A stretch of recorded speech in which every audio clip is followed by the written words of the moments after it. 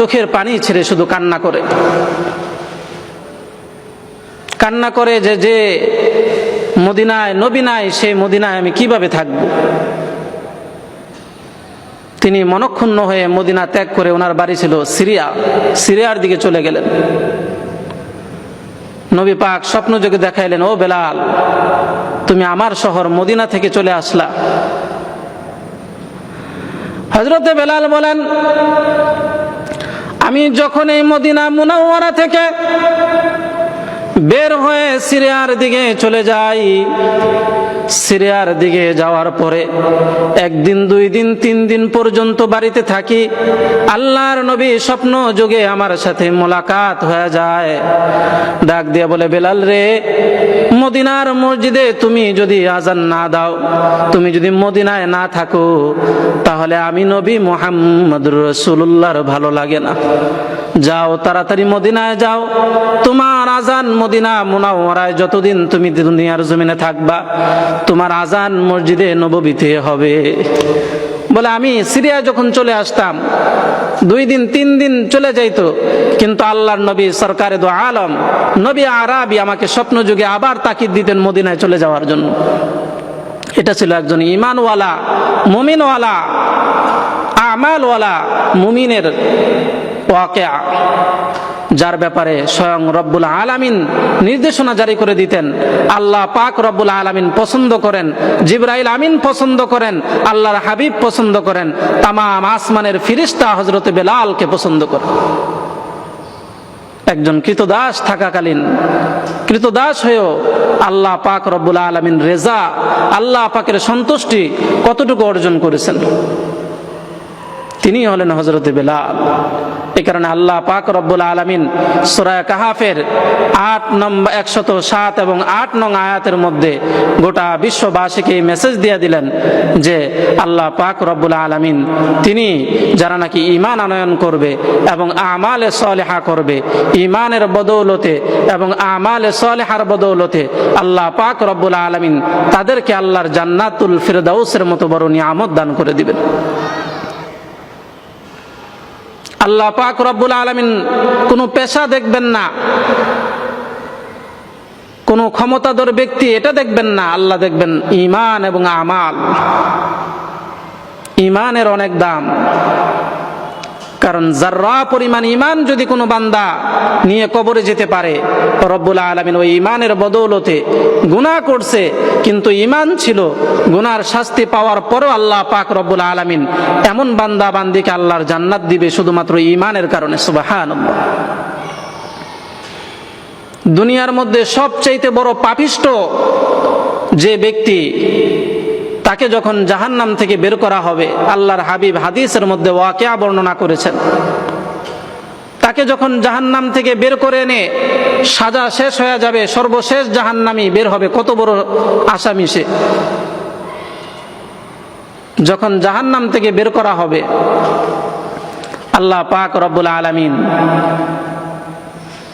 জিবরাইল আমিনকে ডাক দিয়ে বলবে, আমার এই বান্দাটাকে 10 দুনিয়ার সমান একটা জান্নাত দিয়া দাও। সুবহানাল্লাহ। সাজা শেষ হয়ে যাবে, জাহান্নামের পাশে একটা কূপ আছে, যে কূপের মধ্যে জাহান্নামীকে ডুব দেওয়াইলে, গোসল করাইলে ইউসুফ আলাইহিস সালাতু ওয়াস সালামের মতো সুদর্শন হয়ে যাবে। তা আল্লাহ পাক তাকে ওই কূপের মধ্যে গোসল করাবেন। গোসল করানোর পরে আল্লাহ পাক রব্বুল আলামিন তাকে বলবে, যাও, ফেরেশতার মাধ্যমে বলা হবে, যাও, তোমার জন্য রব্বুল আলামিন আমি 10 দুনিয়ার সমান একটা জান্নাত দিয়া দিলাম। সুবহানাল্লাহ। লোকটা মনে মনে ভাববে যে আল্লাহ পাক মনে হয় আমার সাথে একটু ঠাট্টা তামাশা করতেছে, আমি এত বড় পাপী, আমার জন্য কি আল্লাহ পাক রব্বুল আলামিন 10 দুনিয়ার সমান একটা জান্নাত দিয়া দিবে? আল্লাহ পাক রব্বুল আলামিনকে বলবে, আল্লাহ আমি গুনাহগার, কিন্তু আপনি আমার সাথে আল্লাহ হয়ে এরকম ঠাট্টা করতেছেন। আল্লাহ রব্বুল আলামিন ডাক দিয়ে বলবে, ও বান্দা, আমি রব্বুল আলামিন দুনিয়ার জমিনেও কারো সাথে ঠাট্টা করি না।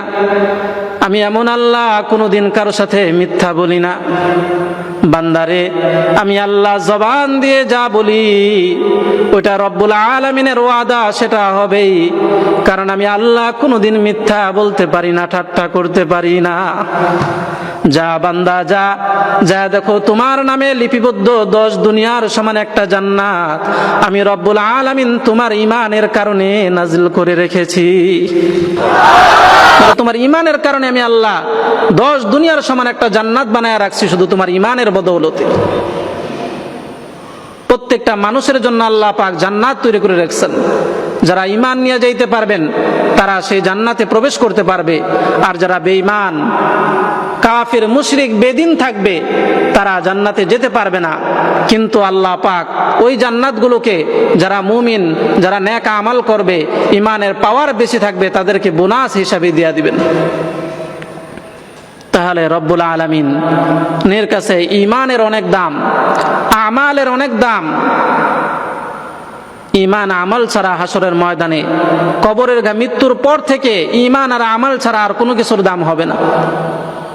কবরের জগতে জিজ্ঞাসা করবে মার রব্বুকা, তোমার রব কে? ঈমান থাকলে জবাব দেওয়া যাবে, আমালে সালেহা থাকলে জবাব দেওয়া যাবে। এই 3 প্রশ্নের জবাব যারা নাকি মুমিন নেক আমল করেছে তারাই দিতে পারবে, এছাড়া কেউ দিতে পারবে না। সেখান থেকে ঈমান আমালের ফজিলত শুরু হয়ে যাবে। দুনিয়ার কোনো জিনিসের মাকাম, দুনিয়ার কোনো জিনিসের মূল্য সেখানে আর চলবে না। কারণ রব্বুল আলামিন ওই সময় থেকে প্রত্যেকটা মানুষের ঈমান দেখবেন, আমাল দেখবেন। ফেরাউনের চাকরানী, সে একজন মহিলা ছিল, কিন্তু তার ঈমানের কারণে আল্লাহ পাক রব্বুল আলামিন 2500 বছর পরেও তার কবর থেকে বেহেশতের সুঘ্রাণ আল্লাহ রব্বুল আলামিন বের করতেছেন। সুবহানাল্লাহ। নবী পাক যখন মেরাজের রজনীতে মেরাজ করতে যাইতেছেন, এক জায়গা দিয়া ফেরেশতা বরাকের উপর দিয়ে সওয়ার হয়ে যাইতেছেন। আল্লাহর নবী বলেন যে, ও জিবরাইল, লা আজিদান্না রিহা জান্নাহ, আমি তো জান্নাতের সুঘ্রাণ পাইতেছি, আমার তো জান্নাতের সুঘ্রাণ পাইতেছি। জিবরাইল আমিন ডাক দিয়ে বলবে, ইয়া রাসূলুল্লাহ, ইয়া হাবিবাল্লাহ, এটা জান্নাতের সুঘ্রাণ না, এটা হলো ফেরাউনের চাকরানী, ফেরাউনের ঘরের কাজের মহিলার কবর থেকে ঘ্রাণ আসতেছে। সুবহানাল্লাহ। বলে নবী হে, আপনি জানেন না 2500 বছর পর্যন্ত এই কবর থেকে ঘ্রাণ বের হইতেছে। নবী পাক বলে, ফেরাউনের ঘরের কাজের মহিলার এত মাকাম, এত মর্যাদা, এটা কিভাবে হলো? জিবরাইল আমিন বলে, ইয়া রাসূলুল্লাহ, আমাদের সফর অনেক লম্বা, আমরা এই ঘটনা পরে জানতে পারবো। এখন যদি আমরা এই ঘটনা বর্ণনা করতে যাই তাহলে হয়তোবা আমাদের সময়ে কমতি হয়ে যাবে। আল্লাহ রাব্বুল আলামিন ডাক দিয়ে বলে, ও জিবরাইল, আমার বন্ধু যেটা জানতে চাইছে, আমার হাবিব যেটা জানতে চাইছে জানায়া দাও। সময়ের সংকীর্ণতা এবং বড় করার মালিক আমি আল্লাহ। এই সময়কে সময়ের জায়গায় রেখে দিব। আজকের দিনে আমার বন্ধু, আমার মেহমান যা বলবে তুমি তাই করবা, কোনো কথার যেন কমান্য না হয়, কোনো কথার বরখেলাপ যেন না হয়। এবার জিবরাইল আমিন ঘটনা বর্ণনা করলেন। ইয়া রাসূলুল্লাহ, ইয়া হাবিবাল্লাহ, ফেরাউনের ঘরের একজন কাজের মহিলা ছিল। সে মূসা আলাইহিস সালাতু ওয়াস সালাম এবং আল্লাহর উপর ঈমান আনয়ন করেছিল। ফেরাউন তো খোদা দাবি করেছিল, আনা রব্বুকুমুল আলা, আমি সবচেয়ে বড় খোদা, আমার উপরে আবার কি? ওই সময় তার ঘরের কাজের মহিলা, সেও আল্লাহর প্রতি ঈমান আনছে এবং মূসা নবীর উপর ঈমান আনছে। তো ঈমান আনার পরে ফেরাউনের কোনো সন্তান ছিল না, তার পালক মেয়ে ছিল। সেই পালক মেয়ের মাথা চুল চিরুনি দিয়ে আঁচড়াইতেছিল সেই মহিলা, কাজের মহিলা। তো হঠাৎ করে চিরুনিটা পড়ে গেল। তো চিরুনিটা উঠানোর সময় বিসমিল্লাহ, আল্লাহর নামে যখন সে উঠাইছে, তখন ওই ফেরাউনের যে পালক মেয়ে, সে ডাক দিয়ে বলল, তুমি এই আবার কোন রবের নাম নিলা? কাজের মহিলাটা ডাক দিয়ে বলে, ও ফেরাউনের পালক মেয়ে, শোনো, যেই রব আসমান জমিন সৃষ্টি করেছেন, যেই রব এই পৃথিবী সৃষ্টি করেছেন, জান্নাত জাহান্নাম সৃষ্টি করেছেন, ওই রব্বুল আলামিনের প্রতি আমি ঈমান আনয়ন করেছি। জামানার পয়গম্বর মুসা নবীর উপর আমি ঈমান আনয়ন করেছি। ফেরাউনের সেই মেয়ে ফেরাউনের কাছে যে ঘটনার বিবরণ বইলা দিল যে, বাবা, আমাদের ঘরে থেকে, আমাদের খেয়ে, আমাদের পরে সে আপনি ছাড়া অন্য কোনো রবের নাম নিতেছে। ফেরাউন রাগান্বিত হয়ে গেল, ডাক দিয়ে বলল যে তাকে নিয়ে আসো আমার কাছে। আনা হলো। আনার পরে জিজ্ঞাসা করা হলো, তুমি কোন রব, আমি ছাড়া আর কোন রব আছে তুমি যার নাম নিতেছো? ওই কাজের মহিলা ডাক দিয়ে বলে, ও ফেরাউন, তুমি তো দুনিয়ার খোদা দাবি করনেওয়ালা ভণ্ড মিথ্যা দাবিদার, কিন্তু যে আল্লাহ আসমান জমিন সৃষ্টি করেছেন, যে আল্লাহ সূর্য উঠায় সূর্য ডুবায়, যে আল্লাহ চন্দ্র উঠায় চন্দ্র ডুবায়, ওই রব্বুল আলামিনের প্রতি আমি ঈমান আনয়ন করেছি। বলে, আমি তো ওই রবের উপর ঈমান আনয়ন করেছি যিনি সূর্য উদিত করেন এবং সূর্যাস্ত করেন, সূর্যকে ডুবাইয়া দেন, ওই রব্বুল আলামিনের প্রতি আমি ঈমান আনয়ন করেছি। এবার ফেরাউন ডাক দিয়ে বলে, তুমি তো তাহলে এক আল্লাহর প্রতি ঈমান আনো, আমি ফেরাউনের প্রতি ঈমান আনয়ন করো নাই, তোমার শাস্তি হবে তোমার মৃত্যুদণ্ড।